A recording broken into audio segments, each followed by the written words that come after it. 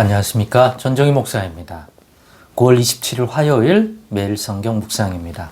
사무엘하 6장 1절에서 11절입니다.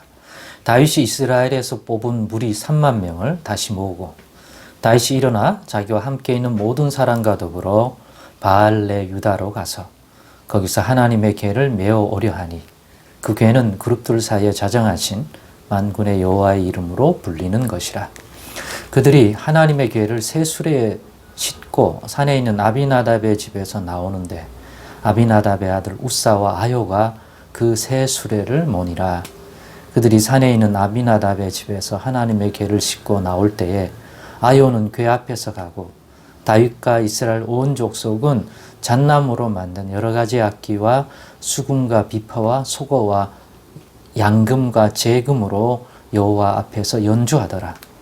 그들이 낙원의 타작마당에 이르러서는 소들이 띠므로 우사가 손을 들어 하나님의 궤를 붙들었더니 여호와 하나님이 우사가 잘못함으로 말미암아 진노하사 그를 그곳에서 치시니 그가 거기 하나님의 궤 곁에서 죽으니라. 여호와께서 우사를 치심으로 다윗이 분하여 그곳을 베레스 우사라 부르니 그 이름이 오늘까지 이르니라. 다윗이 그날에 여호와를 두려워하여 이르되 여호와의 궤가 어찌 내게로 오리요 하고 다윗이 여호와의 궤를 옮겨 다윗성 자기에게로 메어가기를 즐겨하지 아니하고 가드 사람 오벳에돔의 집으로 메어간지라. 여호와의 궤가 가드 사람 오벳에돔의 집에 석 달을 있었는데 여호와께서 오벳에돔과 그의 온 집에 복을 주시니라. 아멘. 네, 오늘은 우사는 죽음을 오벳에돔과 그의 집은 복을 이라는 제목으로 묵상 나눔을 갖겠습니다. 우사의 죽음, 그 다음에 오벳에돔이라고 하는 사람과 그 집의 복은 다 하나로 인해서 정반대의 상반된 그러한 일이 일어난 것입니다. 다 하나님의 궤와 관련되어서 그 궤를 모시는 과정에서 일어난 사건입니다. 네, 이거를 오늘 본문에 이걸 보면서 많은 생각들을 하게 되었습니다. 또 많은 것들이 묵상을 하니까 또 교훈이 될 만하고 교훈이 되는 것들이 있었습니다. 좀 두서없을 수도 있는데 그래도 나눠보려고 합니다. 일단 왜 이런 일이 벌어진지 배경이 우리가 앞서 살폈습니다. 이제 사울왕이 죽고 또 나라가 헤브론에서 유다를 왕으로 삼아 헤브론에서 유다 지파가 다윗을 왕으로 삼아 다윗이 7년 동안 이제 남쪽의 유다 지파를 다스리게 되었습니다. 그럼 남은 이스라엘 지파는 사울왕 이후 사울왕의 아들 이스보셋이 또 그 배경이 되는 아브넬과 함께 아브넬의 주도로 또 남은 족속들은 이스라엘 사람들은 북쪽 이스라엘을 구성하게 되었습니다. 그러니까 사울왕이 죽은 후에 이 왕권이 두 개로 나눠진 거죠. 그러는 과정에서 아브넬과 또 그 앞에서 다뤘던 생략하고요. 아브넬과 북쪽의 실권자 아브넬과 다윗 왕이 남유다의 다윗 왕이 결국에는 나라를 하나로 하기로 아브넬이 옛날부터 사모하던 이스라엘 백성 사모하던 다윗 왕에게 온 족속이 왕으로 삼겠다. 다스려달라. 그게 여호와의 뜻인 줄 우리도 알고 있다. 진작 그러죠.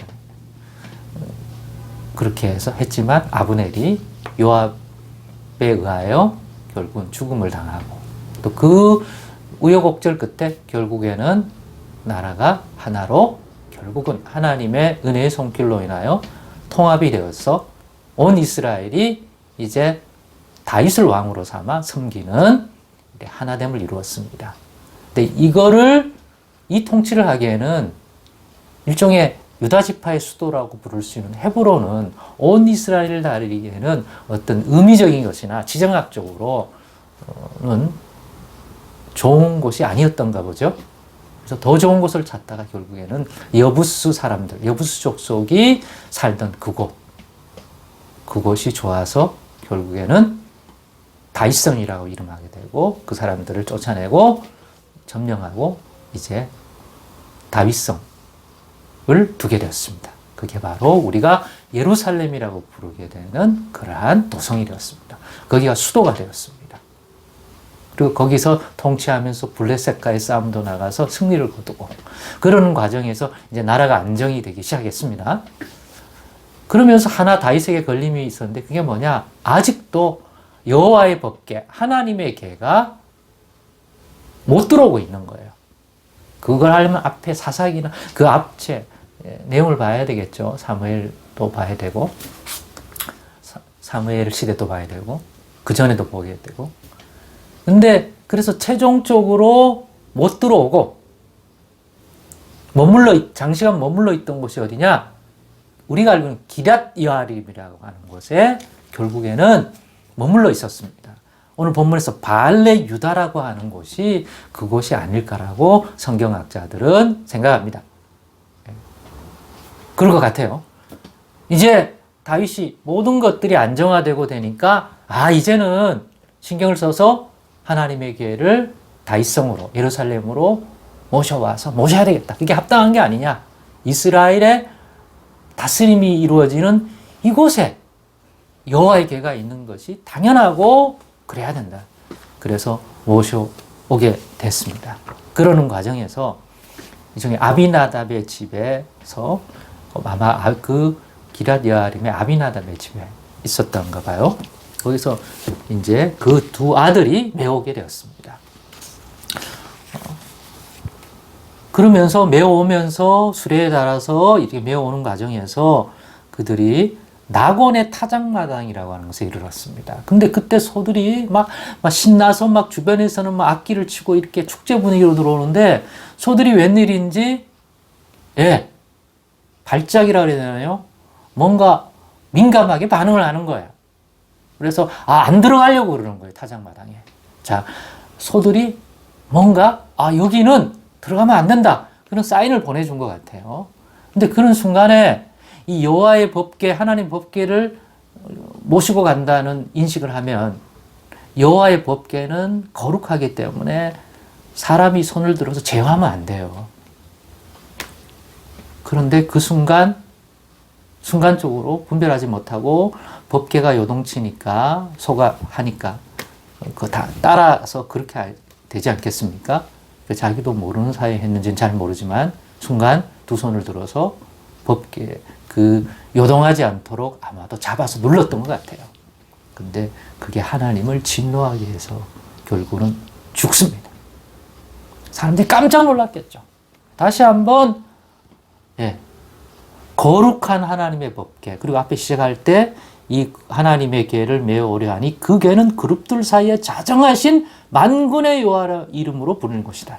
여러분 거기에 위에 법궤의 속죄소가 있는데 그것은 하나님이 자기 백성을 다스리기 위하여 임재하시는 좌정하시는 장소예요. 그러니까 법궤가 왔다는 것은 하나님이 그들 가운데 법궤가 왔다는 것은 그곳에 하나님이 임재하신다는 얘기예요. 그리고 직접적 임재 장소인 그 법궤 위를 만졌단 말이에요.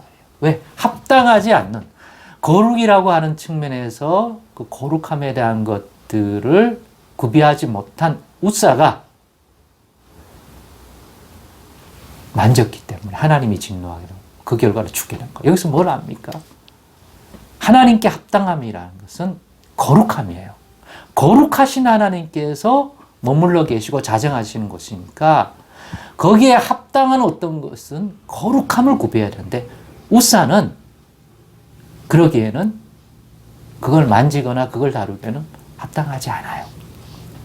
그 상태에서 만졌기 때문이다. 즉 합당함이 없는데 거룩함이라는 합당함을 구비하지 않았는데 거룩한 것을 만지면 하나님의 진노를 산다. 확실하고.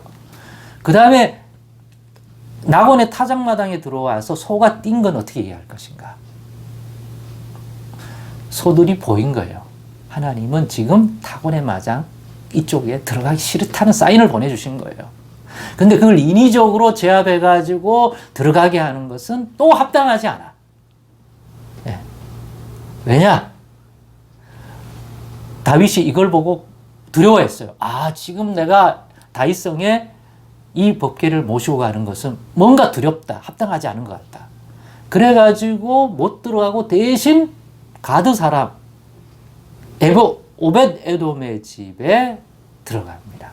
근데 거기서는 뭔가 여기서도 막 소가 뛰놀고 막 소가 막 그렇지 않고 잠잠해요. 그러니까 3개월 동안 머물 수 있었겠죠. 뭔 사인입니까? 여기는 하나님이 합당하게 여긴다. 이 집은. 그랬더니 어떻게 됐습니까? 우사는 나곤의 타작만에서 그렇게 하다가 죽었는데 여기 가드 사람이라고 되어 있어. 가드 사람은 우리가 아는 블레셋 족속의 도시의 출신이야. 그러니까 아마도 가드 사람이라고 부른 것은 이 사람이 이스라엘 지파의 사람이 아니에요. 그럼에도 불구하고 이 법계 때문에 복을 받아요. 그와 그 집이. 다시 말하면 사람들은 두려운 거 아니야? 저주스러운 거 아니야? 아니다. 하나님의 임재가 합당하고 그것이 이루어지는 그러한 법계를 모신다는 것은 영광스러운 거고 복된 거다. 하나님은 복 주시기를 원한다. 그런데 왜 우사와 거기서는 그래 했느냐? 합당하지 않는 것이다. 나온의 타작마당이 합당하지 않고 그 다음에 우사는 잘 모시고 오다가 왜 죽었느냐? 합당하지 않는 거룩을 침범하는 행위를 했기 때문에. 그래서 항상 하나님 중심이어야 해요. 그런 부분은. 그래서 하나님이 어떻게 반응하냐에 주목해야 되지. 우리가 어떤 인간적인 어떤 것들을 통하여 제어하거나 통제할 수 있는 분이 우리 하나님이 아니에요. 그 하나님이 임재하신 그러한 법계, 그 법계를 나르고 있는 소들이 반응을 보였다. 그것은 하나님이 주신 사인이라고 이해하는 것이 좋겠다. 여기서 얻는 결론이 뭐냐? 하나님의 임재를 통하여 복을 누리고 싶으면 오벳 에돔 같아야 한다. 하나님이 여기 괜찮다라는 사인을 받아야 한다. 우리 나름의 생각과 어떤 인위적인 것을 통해서 만들려면 안 된다. 하나님의 임재와 복은 하나님이 주권적으로 행하시는 것이다.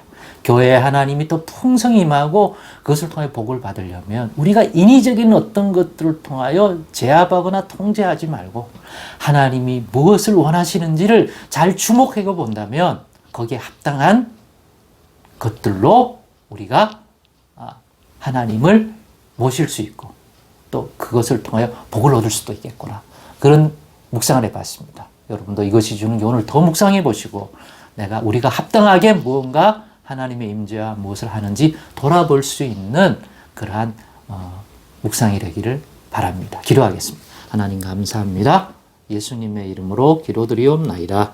아멘.